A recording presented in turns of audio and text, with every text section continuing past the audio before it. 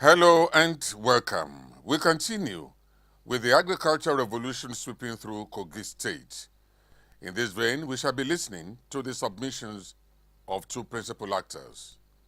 They are to shed more light on the achievements of Governor Yahaya Bello's administration in the area of agriculture, job creation, access to loan, teaching of farming techniques, introduction of mechanized farming, and more. You're welcome.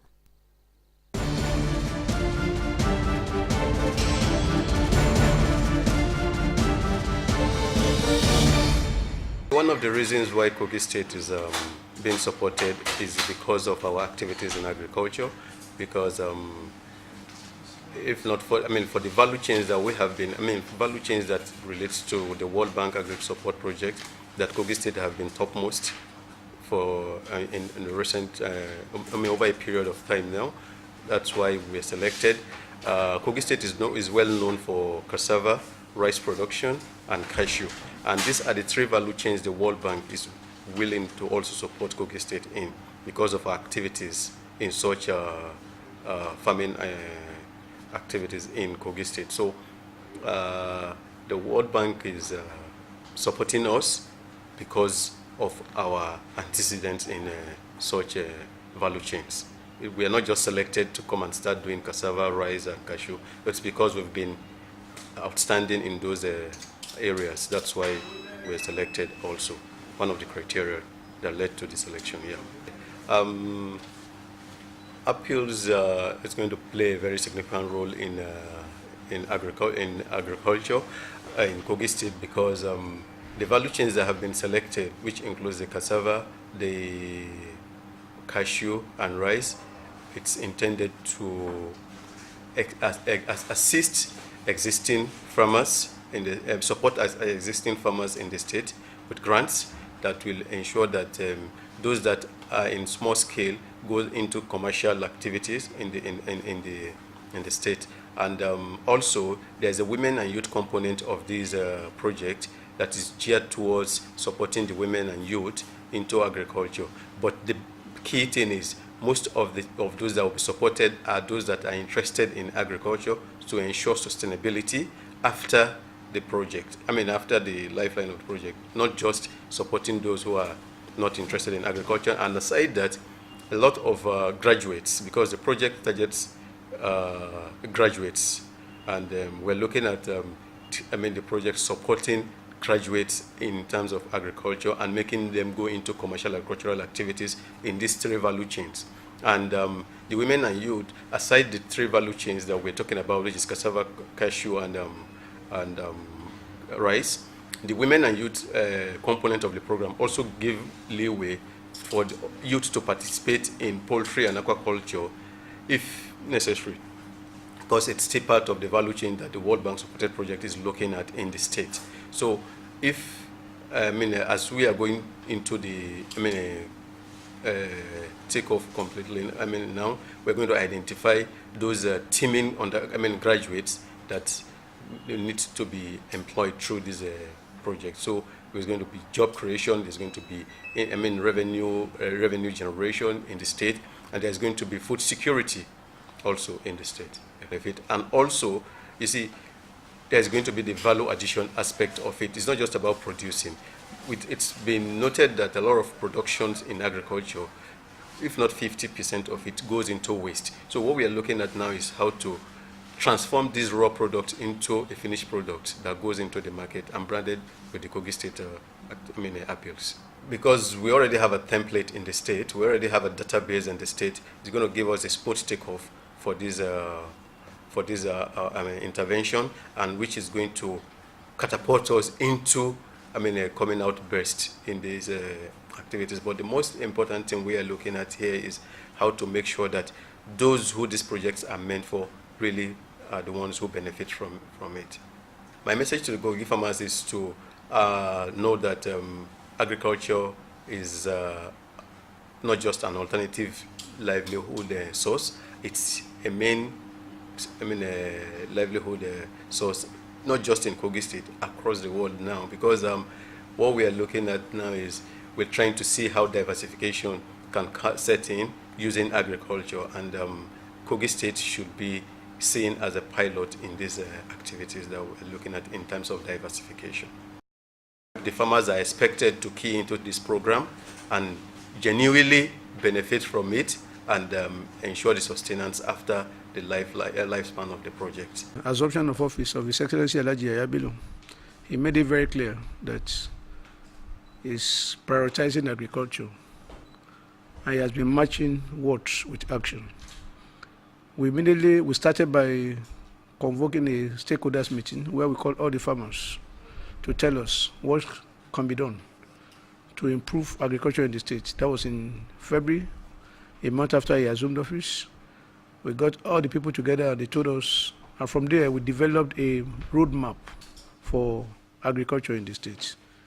What His Excellency has in mind for the sector and what people think should be done. We married the two together and came up with what we call our own Bible in the ministry.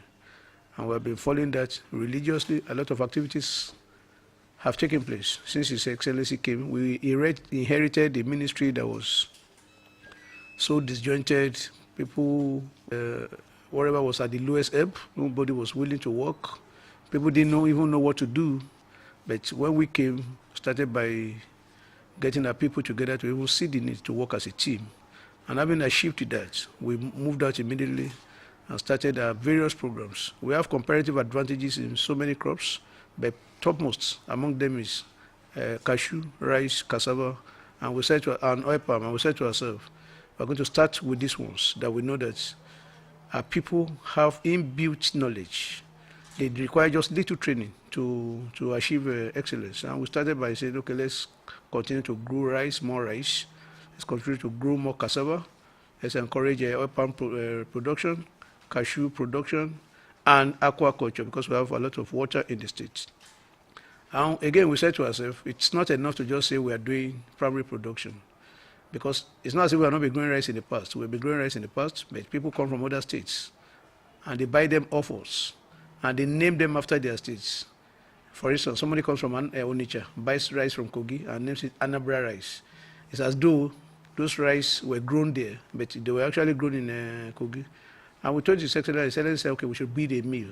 And that's why we're building a 50 tons per day rice mill in Ejiba. We took that factory to Ejiba because of the dam in Ejiba. We also know that we can do all year-round rice farming in Ejiba because of Omi Dam that is situated there. And today we have over 800 hectares of rice plantation that belongs to the state, and the rice mill is about 80% completion. And I'm very confident that by the special grace of God, we'll mill rice in that factory this December 2018 by the grace of God. We launched Conference Rice, December 2017. We planted the rice in Ejiba, but because our mill was not ready, we took it to Ilori. We partnered with a sister mill in Ilori to mill the rice. But this year, we will not only plant rice in Ejiba, we will mill the rice in Ejiba.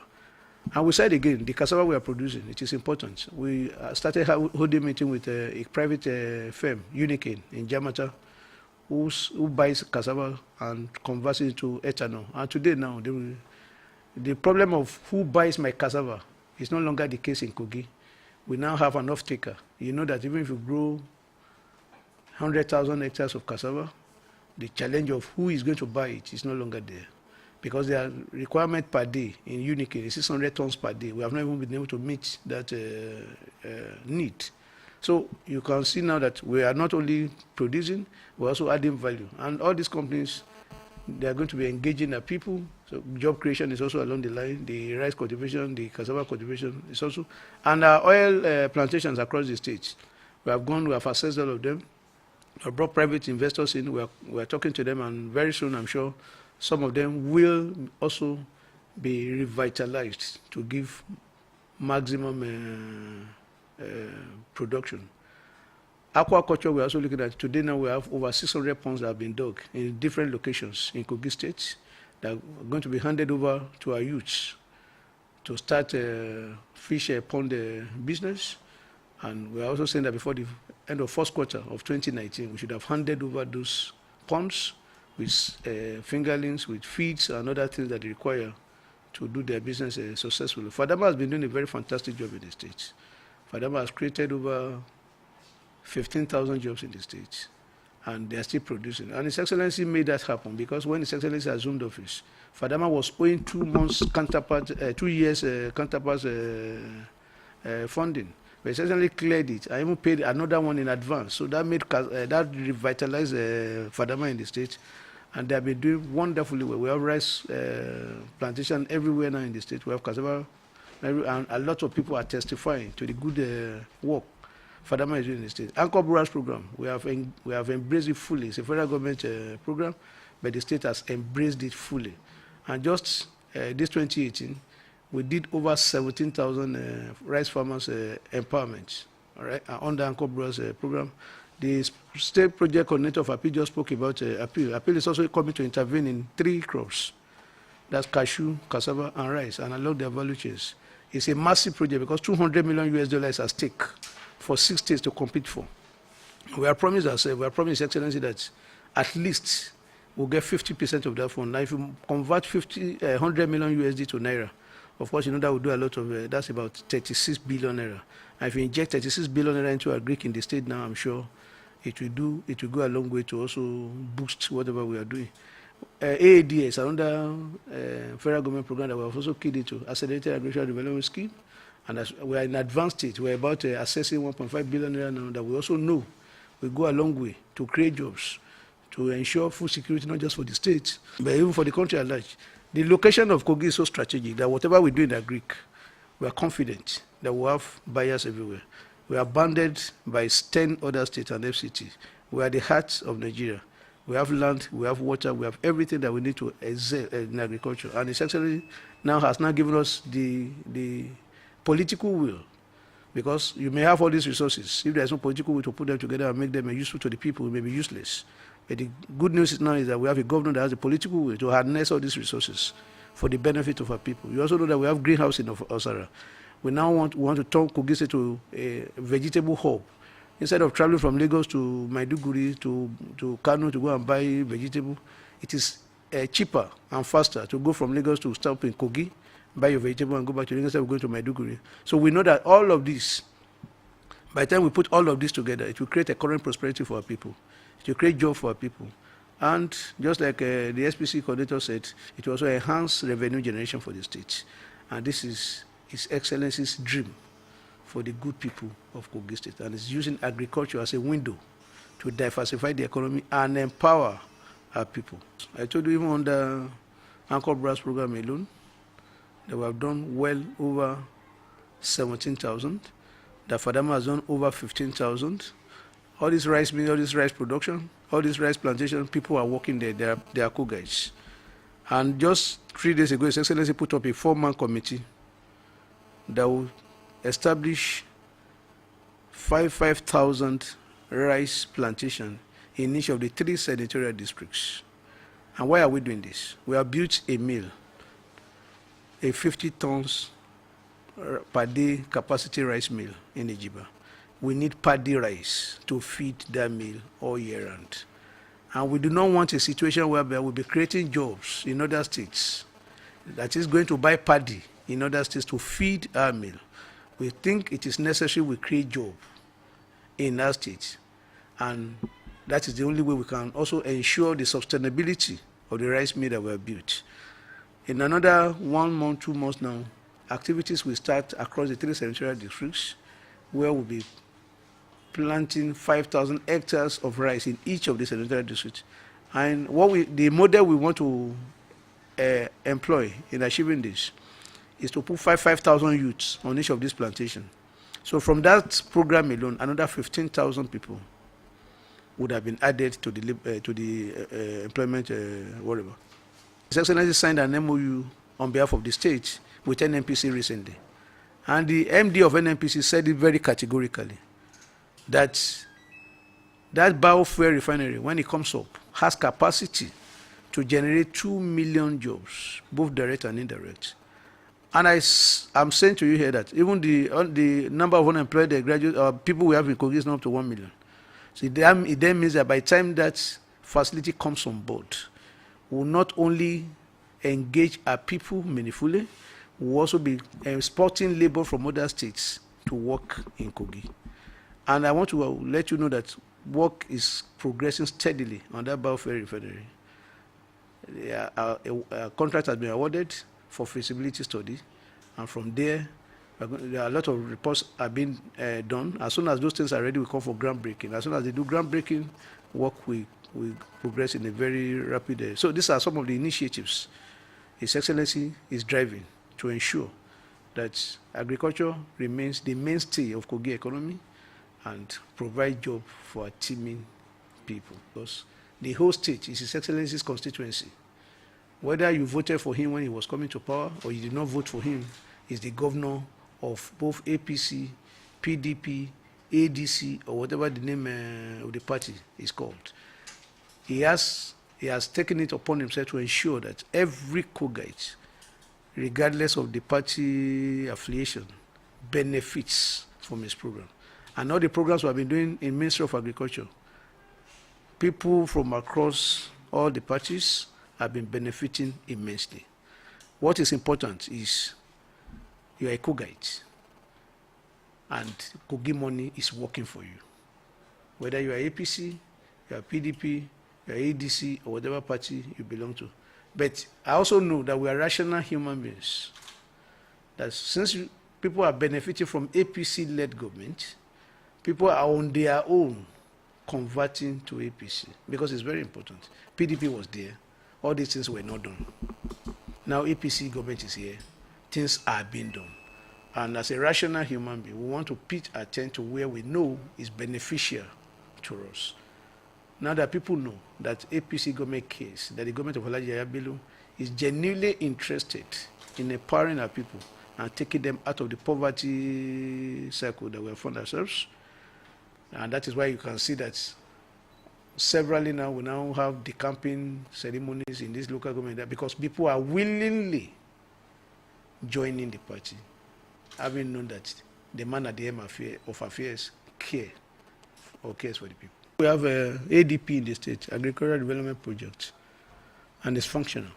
We have a very vibrant MD that's heading the place. And what ADP is doing purely in the state is extension service.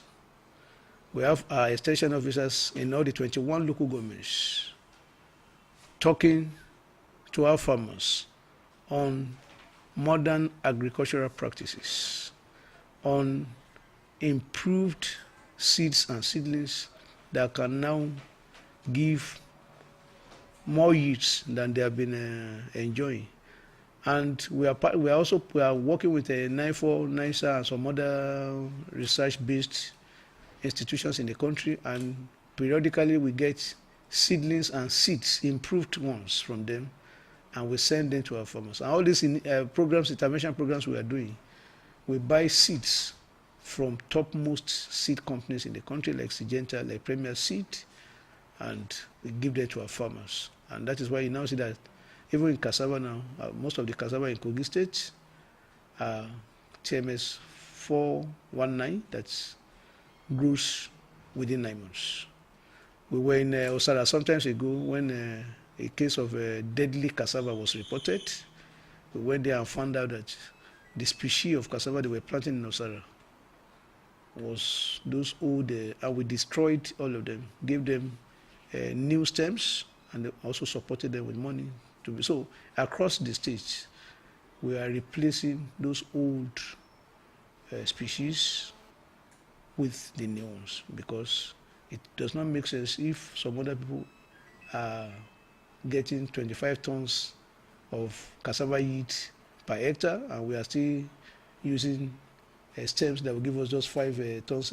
So most of across the state now, we are sensitizing our people, and we are making those seeds and seedlings available. Even in the ministry here, we sell them to our farmers at reduced price, heavily subsidized price, just to ensure that everybody have access to improve the seeds and seedlings.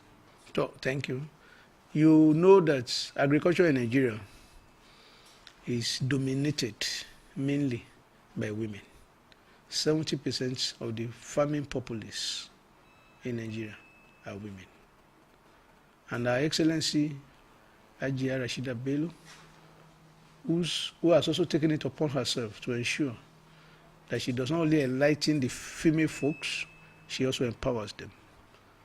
Took a tour of our agricultural facilities to see areas where women can benefit maximally from those facilities. For instance, in Osara, we're in Osara, the greenhouse farm, and we have an agreement with Her Excellency now to ensure that we train at least 100 women monthly from that facility, because once you train them, they don't need to go get a greenhouse before they can practice. They can do it in an open field. So we are training women, particularly in vegetable production. We're also in Omi, rice plantation and the rice mill. And the good news is also that, like I said, most of the farmers are women. Women in that area, in that axis, have been formed into cooperatives now. They've been supported with seeds and seedlings. They've been supported with fertilizers and other chemicals that they need to do their farming. And that is the reason why Her Excellency went around with us, just to solicit for more women participation in our agricultural practices. And that visit is already yielding results, as more women are indicating interest to participate in our various programs. In one of our meetings with Dangote some times ago, he said the real MMM is farming. There is only in farming that you can put 2 grains of corn under the soil, and in another 3 months, you will not be able to count the number of grains that you harvest. So the real MMM really is farming, agriculture. You cannot get it wrong with agriculture, particularly if you follow all the agronomic processes. I'm using this opportunity to appeal to our people that we should not be discouraged by the recent flood that came and washed all our farms away. We're also talking to federal government on this, on ways to alleviate the suffering or mitigate the losses that our farmers suffered. And they have assured us that between 1st, 2nd, and 3rd week of November, we'll also be getting some intervention to be given to those farmers whose farms were washed away by flood. So we should not be discouraged. Rather, we should take advantage of dry season farming. We can do dry season farming in Kogi. We have water. God has blessed us. Wherever you go to in Kogi, you see water everywhere. So to irrigate your farm is easier. So we're using this opportunity to tell our people that we should do more of dry season farming. And even during the rain-fed farming, if we calculate very well, flood comes to Kogi from August, September, or let's say July, August, September. So if you plant early, you can actually harvest your crops even before the advent of a flood. So we are encouraging our people that we should not be deterred, we should not be discouraged. We should take farming more seriously and key into various agricultural programs that His Excellency Alhaji Bello is doing in the States for the benefit of our people. And because our goal is very simple, we want to be a major exporter of agricultural products in the States.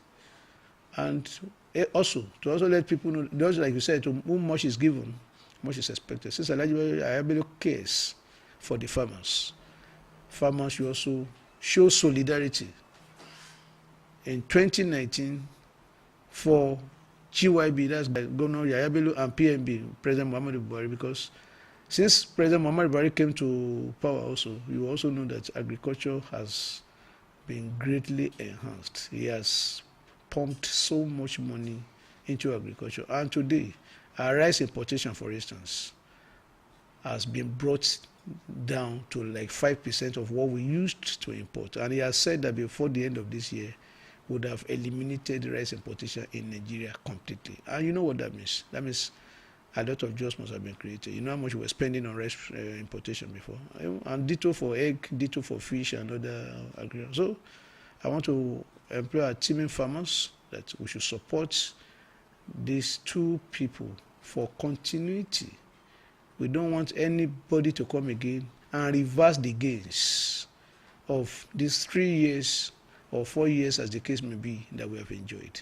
So for us to continue, please use your PVC wisely, vote PNB, vote GYB, come 2019.